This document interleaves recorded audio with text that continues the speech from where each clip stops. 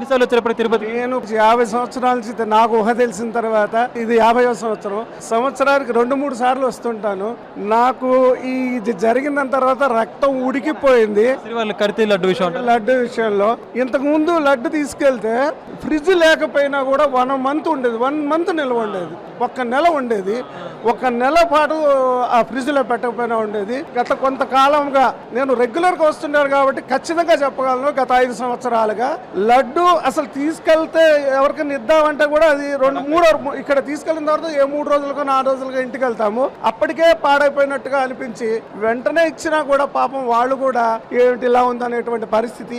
నిజం చెప్పాలంటే అండి, ఆయనకి డబ్బు కొదవేంటండి, ఆయనకు పొదుపు చేయడం ఏంటంటే నాకు అర్థం కాదు. సాక్షాత్తు లక్ష్మీదేవి భర్త, ఆయనకి డబ్బు కొదవ ఏంటండి? అటువంటి చోట పొదుపు ఏంటంటే నాకు అర్థం కాదు. అంతేమంది కక్కుర్తి, పొదుపు, డబ్బులు మీకు ఎందుకండి? ఎవరికి కావాలండి? ఆయన తలుచుకుంటే నేను పరకామనికి PVSR ప్రసాదరావు గారు 2012లో పరకామని పెట్టారు. ఆ 2012 నుంచి ఇప్పటి వరకు నేను పరకామని సేవకు వస్తున్నాను. సంవత్సరానికి 2-3 సార్లు వస్తాను ఆ సేవకు కూడా. నేను సెంట్రల్ గవర్నమెంట్ లో విజిలెన్స్ డిపార్ట్మెంట్ లో పనిచేస్తూ కూడా సెలవు ఇవ్వకపోయినా సెలవు తీసుకొని వచ్చేవాడిని. అసలు ఆ పరకామణిలో డబ్బులు పెడుతుంటే మాకు ఎంత ఆనందం వేసేది. ఆయనకు డబ్బులు కొదవ ఏంటండి? డబ్బుల కోసం కక్కుర్తి పడ్డామంటే ఏంటో నాకు అర్థం కాదు. కేజీ 370 370 కాదు, కొన్ని 3000 అమ్మినా సరే ఏదైతే ఫ్రెష్ గా ఉందో, ఏదైతే జనాలకి ఏదైతే ఆస్వాదిస్తున్నా. అసలు ఇంకో విషయం చెప్తా మీకు, వెంకటేశ్వర స్వామి దర్శనం అవ్వకపోయినా ఆ లడ్డు ప్రసాదంలో దేవుడిని చూసుకుంటాం. మేము లడ్డు తీసుకెళ్లి ఎవరికైనా ఇస్తే ఆ లడ్డుని కొంచెం ఇచ్చేవాళ్ళం పూర్వం. ఆ కొంచెం చూసుకొని కళ్ళకద్దుకొని మహాప్రసాదంగా తినేవారండి. మహాప్రసాదం కల్తీ అంటే మరి ఏమంటండి? రక్తం ఉడికిపోయింది, మామూలుగా కాదు.